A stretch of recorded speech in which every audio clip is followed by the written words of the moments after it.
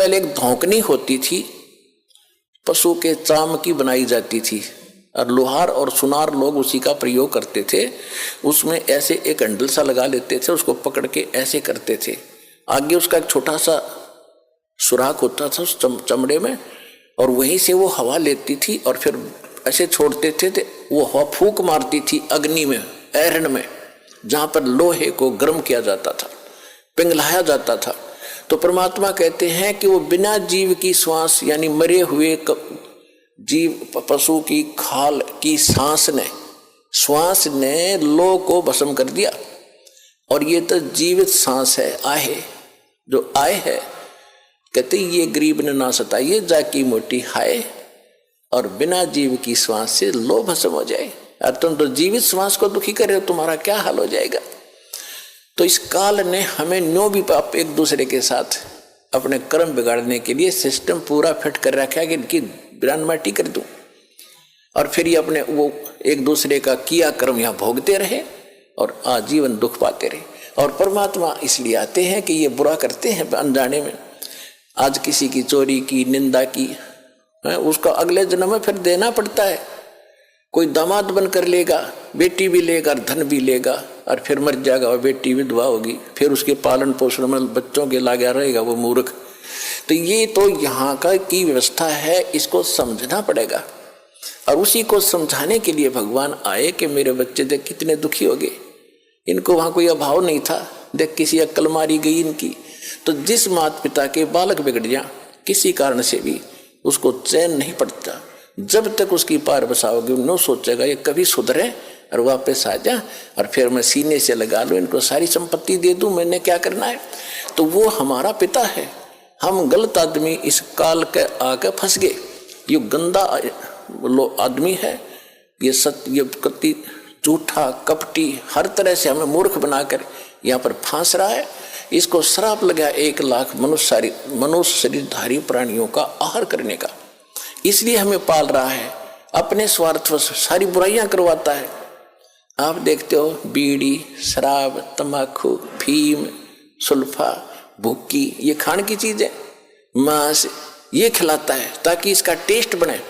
हम सूक्ष्म स्थूल शरीर से जो खाते हैं, एक अंदर शरीर है सूक्ष्म, उसके अंदर ये सारी वासना डिपॉजिट हो जाती है, इसमें समा जाती है। कुछ अधिक आहार तो लग जाता है शरीर के पोषण में, स्थूल के, शेष जो वासना है उसका टेस्ट होता है, वो अंदर जाता है, समाता है जीव के माध्यम से। और फिर इनको ये कवर तो ऊपर रह जाता है, यही छोड़ जाते हैं। सूक्ष्म शरीर जब जाता है मनुष्य का, एजडित रहता है, जब तक दूसरे प्राणी में नहीं जाता ये सूक्ष्म शरीर एजडित होगा। तो ये तो ऐसा है जैसे सर्प कांचली छोड़ जाता है और सर्प अलग होता है। तो हम तो उस कांचली की क्रियाक्रम में लगे रहते हैं यहाँ पर, कभी गंगा ठा के ले जाएंगे, कभी कितब कर्म कराएंगे। वो सांप तो जा चुका है, वो तो है नहीं इसमें। तो उस जीव को फिर तपतशिला पर डालता है, वहां उनको बुरी तरह तड़फाता है। क्योंकि जिसने ज्यादा हुक्का पी रखा है, जिसने ज्यादा शराब पी रखी है, मांस खा रखा है और ज्यादा भूखी पी रखी है, कोई नशीली वस्तु है, कि वो टेस्ट है उसका, उस काल का, मन का, ये मन उसका एजेंट है। तो उनको ज्यादा समय तक उस तपतशिला पर जलना पड़ता है, वहां चटक मटक होते, हाहाकार मचती है।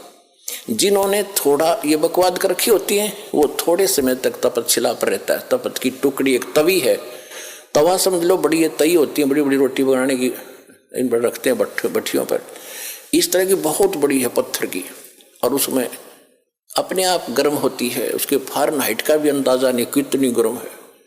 और जिन्होंने ज्यादा यह मांस, शराब, तम्बाकू प्रयोग कर रखा है और वासनाएं की हैं, तो वो ज्यादा समय तक दुखी रहते हैं, बहुत समय तक। उनको बहुत समय में ज्यादा माल होता है, उनमें तो देर से निकलेगा सारा। और जिन्हें कम कर रखे हो जल्दी फारिग होकर गधे कुत्ते बनोगे, फिर जाना कहीं नहीं, रहना यहीं पर है। तो जहां पर ये तपतशिला पर जीव भुनने जा रहे थे, परमात्मा वहां आकर खड़े हुए, अपने पुत्र जोगजीत का रूप बना के। उधर से काल ने पहले तो उन बच्चों को समझाया जो वहां दुखी हो रहे थे। वो पूछ रहे कि हे परमात्मा के वहां पहुंचते ही कबीर भगवान के, उनकी सब की जलन बंद होगी। वो भट्टी न्योकी नो जल रही है, तो ये तो न्योकी नो गर्म ऐसे ही, और उनका कोई आंच नहीं। जैसे प्रहलाद भगत के आंच नहीं लगी, भगवान की कृपा से एक बिल्ली के बच्चे, एक कुम्हार ने आवा लगाया था। आवा लगाते थे मटके पकाने के लिए। कच्चे मटके में बिल्ली की आदत होती है कहीं से बच्चे उठाए कहीं रख दिए। उसने रातों रात एक मटके में बच्चे रख दिए। कुम्हार ने वक्त से आकर वो घड़ा नीचे दाब दिया, पहुंच गया जहां भी ठाठा धर दिया फटाफट जल्दी में, और अगले दिन उस दिन आग लगा दी उसमें।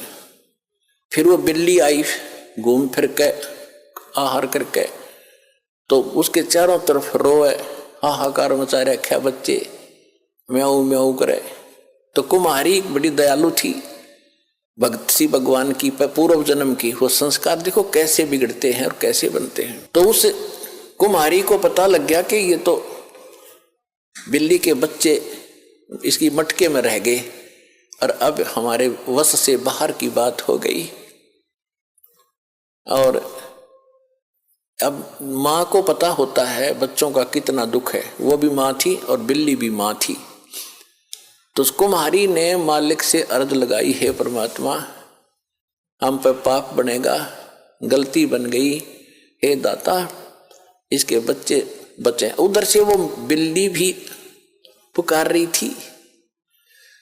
तो मालिक ने क्या किया, देखो पूर्व जन्म के दास जो आपको कह रहा है ये काल कैसे बर्बाद कराता रहा, क्योंकि ऐसी परिस्थितियां पैदा कर देता है कि हम अपनी पूंजी को नाश करते ही रहे। अब देखो आपने पुणात्मा, ये तत्व ज्ञान है। ये रामकृष्ण की स्टोरी तक कोई सुना देगा, खड़ा होगा, कितने भी सुन लियो तुम, 5-4 संस्कृत श्लोक बोल देगा, तुमने राजी कर देगा, दक्षिणा लेगा, ये होता ही रहा अभी तक। ये तत्व ज्ञान है जिसका सब तरह का निष्कर्ष निकलेगा। अब प्रसंग चल रहा है कि तुम्हारी चोरी हो रही है, तुम यहाँ पूंजी कभी इकट्ठी करते हो, फिर चोर कैसे कैसे तुम्हें लूटते हैं ठग। अब जैसे एक टटीरी थी, महाभारत में प्रकरण आता है, ये सच कथाएं हैं। आज तो वैज्ञानिक पाक के इनमें ना समझ माती ना हो, बाकी सच्चाई मिटा नहीं करती किसी के ना मानने से। महाभारत में एक कहानी आती है कि एक टटीरी पक्षी है, टटीरी, उसने कुरुक्षेत्र के मैदान में अंडे उत्पन्न कर दिए। जमीन पर पैदा करती है वह अंडे, और उधर से क्या हो गया, महाभारत के युद्ध का समय वहीं उसी दौरान खड़ा हो गया। चारों तरफ से, दोनों तरफ सेना खड़ी होगी, आन लगी। तब उसने देखा ये तो कमाल हो गया, तेरे बच्चे मारे जाएंगे, घोड़ों के, हाथियों के पैरों के नीचे, रथों के नीचे आके कट जाएंगे। तो उसने भगवान से अर्ज लगाई, हे परमात्मा मेरे बच्चों की रक्षा करना। अब देखो दास जो आपको बार बार बताता है, तो उसी समय परमात्मा ने उसकी अर्ज सुनी। ऊपर से इंद्र के हाथी का एक घंटाड़ा टूटा, 88,000 मन का था। 88,000 मन, एक मन 40 किलो का होता है। 88,000 को गुणा करके देख लियो कितने क्विंटल बनेंगे 40 से। तो वो आके गिर गया, इतना भारा। अब उस महाभारत के युद्ध में किसने फुर्सती, किसने देखा, किसने देखा। महाभारत हो गया, 18 करोड़ आदमी कट के मर गए, और वो अंडा के आंच भी ना लगी, वो नो के नो बच्चे बन गए, वो नो के नो अंडे सुरक्षित पाए। फिर बाद में देखा भाई यू क्या है ना, होता है वो सब न लाग लू कब गिरा टेढ़ा, तो बच्चे पाए नो के नो, और टटीरी वहां आके बैठ गई। तो कहने का भाव ये पुणात्मा, टटीरी ना तो राम की पूजा करती थी, ना श्री कृष्ण न जाने थी, ना कोई विष्णु उस समय जानती थी, किसी को नहीं जानती थी। इसी तरह ना बिल्ली जानती थी किसने पुकारूं, आत्मा रोए थी। उस समय परमात्मा, आत्मा परमात्मा को याद करती है, चाहे पशु की है चाहे पक्षी की। और उनकी सुनाई कैसे होती है, अगर उनके पूर्व जन्म के कोई पुण्य उनके साथ थे तो वहां बचाव होता है। जैसे दास पहले श्री राम, श्री कृष्ण जी का, विष्णु जी का पुजारी था, हनुमान जी का पुजारी था, और घर में जो भी सुख हो रहे थे, सुख हम पहला सुख मानते थे। संता ब्याह हो गया, विवाह के बाद बेटा बेटी हो गए, क्या बात हुई, और सोचते थे हमारे भगवान ने दे दिया, श्री राम ने दे दिया, कृष्ण ने, जो सा भी सामना आ जाता उससे का शुक्रिया कर देते थे। ध्यान में आते ही अगर हनुमान जी ने दया कर दी, बाबा श्याम जी ने दया कर दी। अब दया, अब पता चला, सूक्ष्म ज्ञान की रोशनी से पता चला कि ये तो हमारा पूर्व जन्म का संस्कार ही हमें मिल रहा था। जैसे पास हो गए बच्चे, इसी में खुशी मनाते हैं। बच्चे को तो वही बड़ी भारी बात होती है और बड़ा हर्ष का काम होता है कि पास हो गया, हो फिर नौकरी मिल गई, कहना है क्या, अच्छी सर्विस मिल गई। तो ये सब हम अपने इन भगवानों को देते थे जिनकी हम पूजा करते थे, श्रेय उनको देते थे, क्रेडिट।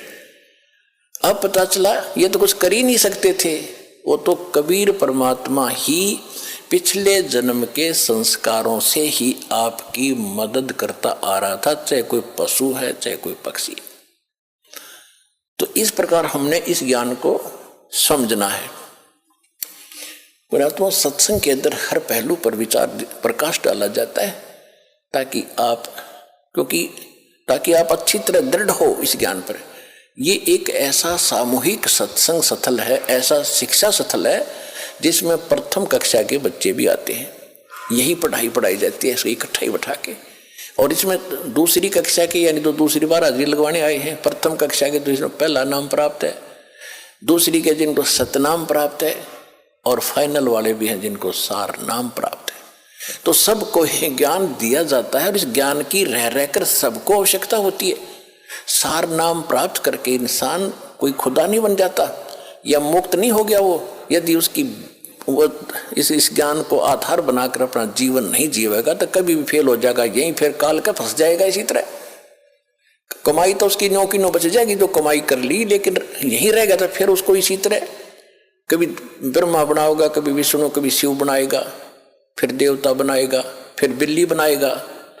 वो पूंजी तो इस समय की होगी आपके पास और वहां आपको ठगा जाएगा। एक दूसरे को दुआ, बच्चों के लिए ही भिक्षा भीख मांग मांग कर, दुआएं दे देकर। ये देखी बुढ़ा बुढ़िया, पुराने समय में बुढ़िया क्या करती थी, कोई बहू आती थी, कोई बड्डी शानी उससे के पैर दबाया करती थी बड्डी के, और वह आशीर्वाद देती थी, हे बेटी तो पुत्ता फड़ियो, दूधा नहाइयो, और तेरा तुम बूढ़ सुहागन हो। बूढ़ सुहागन माने बुढ़ापे तक नाम रहे तेरा पति, ये आशीर्वाद देती थी। तो वो जितनी थोड़ी बहुत पूंजी उनमें बची थी वह बहू तो दे दी। हाँ, बहू फिर आगे दे देगी अपनी बहू आते ही, और अंत में कोई से पीछे कुछ पल्ला कुछ नहीं रहा।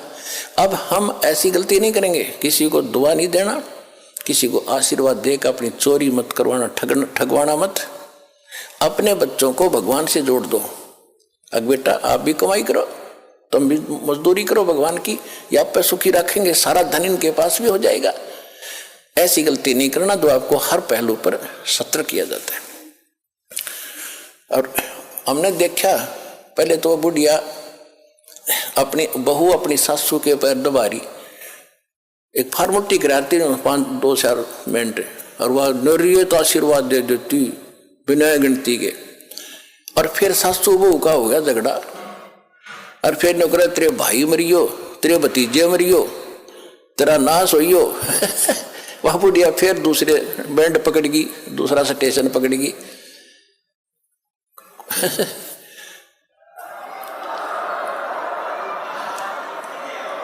तो 9 प्लस माइनस करके कुछ तो दुआ में खोए, कुछ बददुआ में खो दिया। बुढ़िया गुतरी बन गई, गधी बनकर घूमे, फिर अपना खाली होगी। तो ये वो चोरी हो रही है